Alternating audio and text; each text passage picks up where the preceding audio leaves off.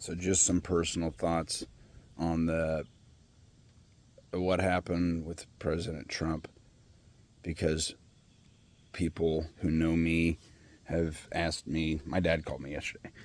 Hey, what's your opinion on all this stuff? Um, so I'll preface this by saying I am by no means the most knowledgeable gangster in the world of protection. So there's a lot of people who had do this more than I do and have done it longer than I have. And so I'm not an expert. Oh,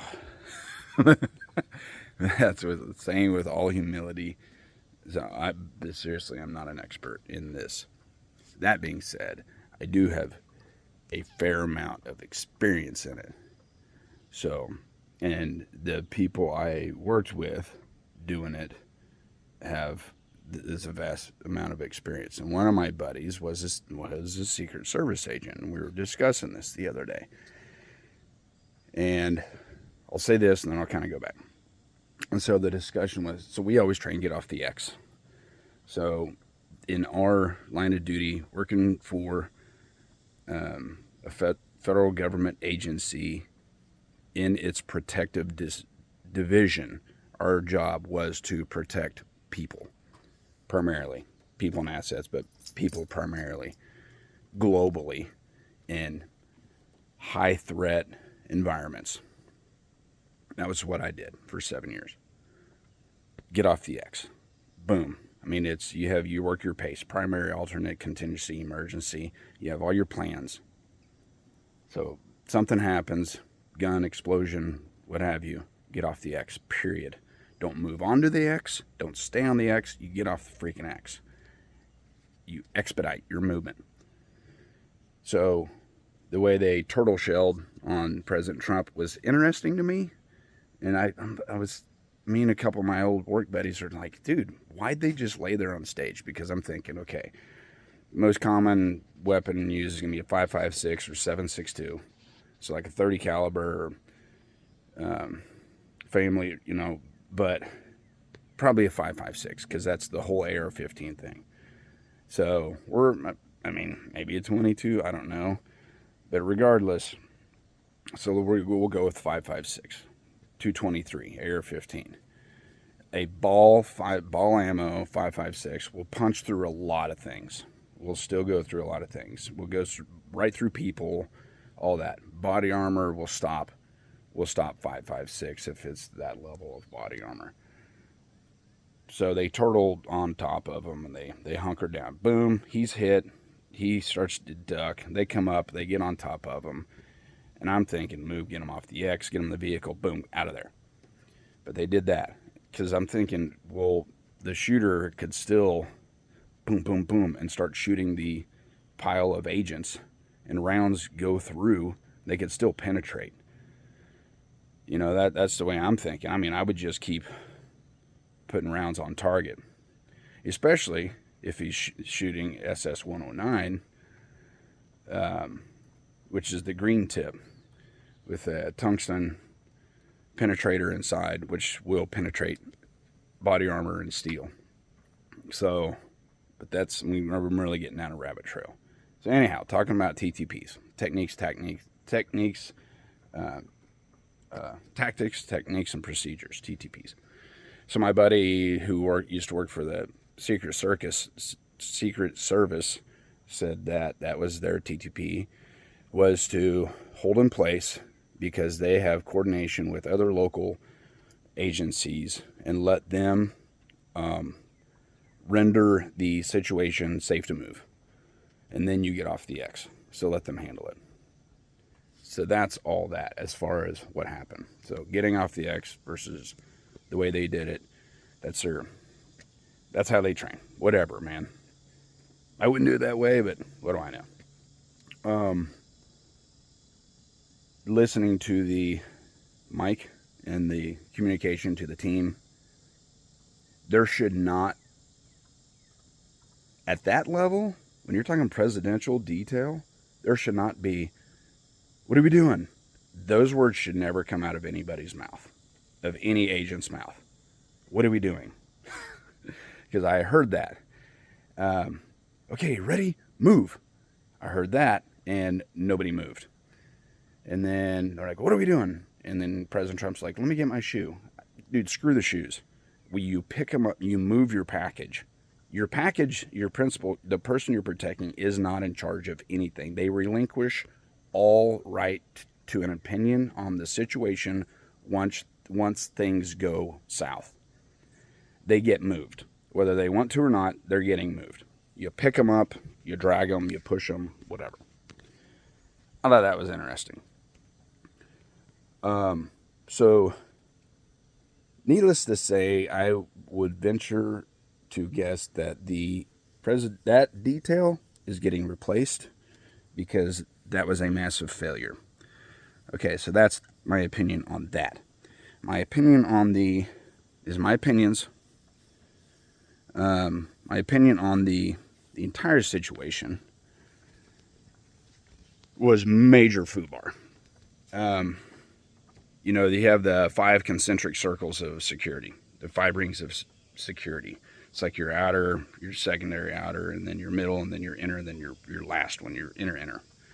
Everybody should apply that with their home, whether you have a long driveway with a gate at the end of the driveway and you lock your doors at night, and then you have your fallback position in your home, and it's like boom, boom, boom, all these things. The shooter was inside their secondary ring. So the inner ring would be basically on your principal. The secondary ring would be, depending on the environment, if it's in a building, that would be a ring. But this was open air.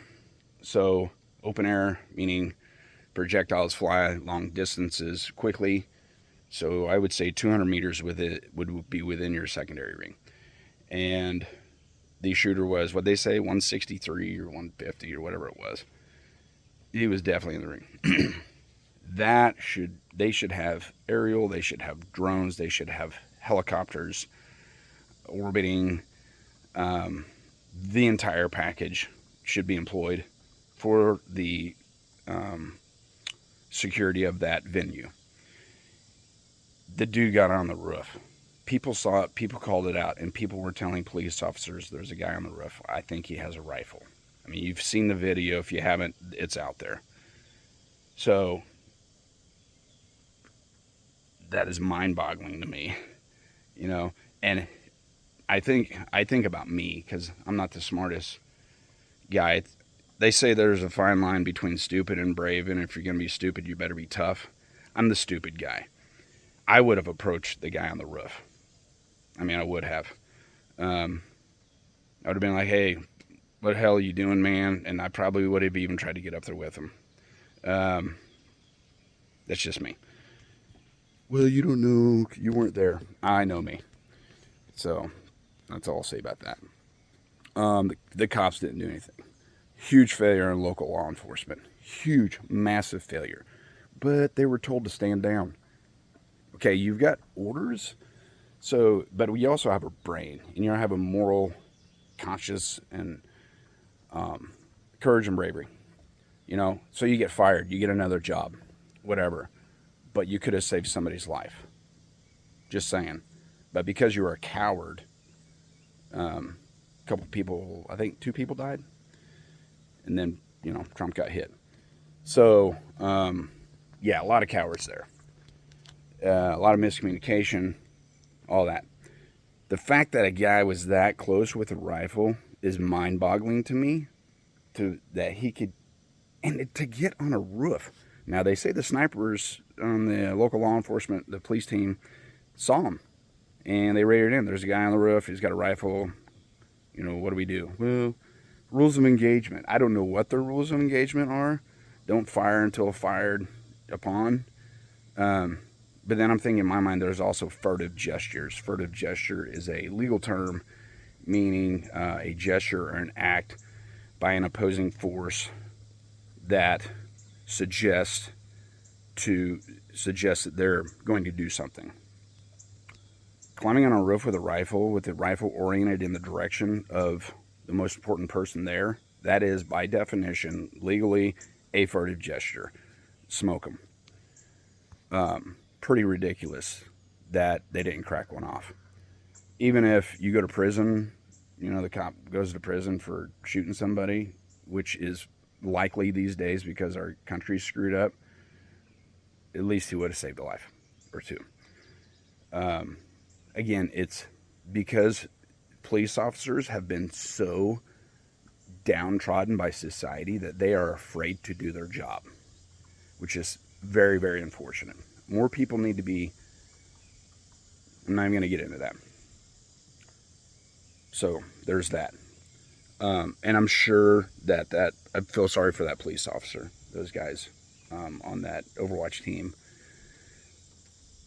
I feel sorry for him because that sucks. But you know, the fact, like I said, the fact that he was able to get that close onto an elevated position, the most likely shooting position, take the high ground, Hamburger Hill. I mean, the high ground is always. I mean, that's the sought after position in a conflict. You want the high ground. As your kids, you played King of the Mountain.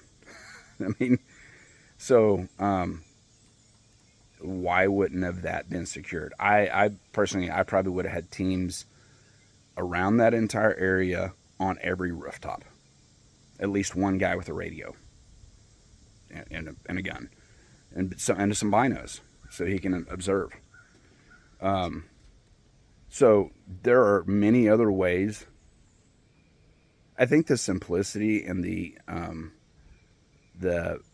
level that this was executed, in that it was a rifle from a rooftop, speaks volumes, because it's like the lowest common denominator. Drones are being used in Ukraine right now massively. Drones armed with, you know, explosives, payloads, and you can fly up to somebody and blow them up. That would have been a much more effective way to do this. It's no secret. It's not like you shouldn't say that. Now they're going to try that. Dude, yeah.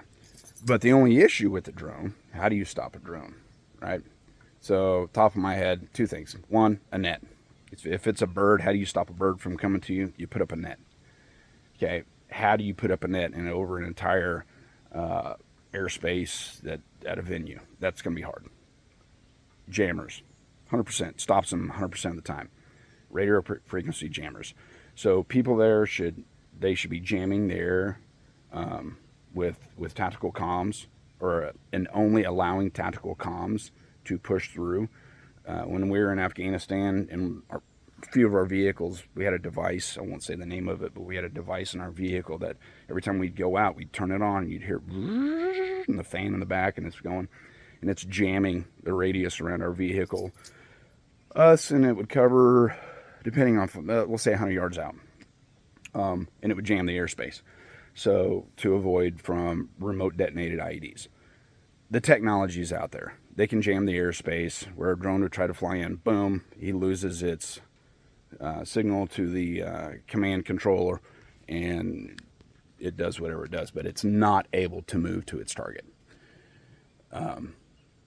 So that's how you defend against drones, nets, and jamming radio frequencies.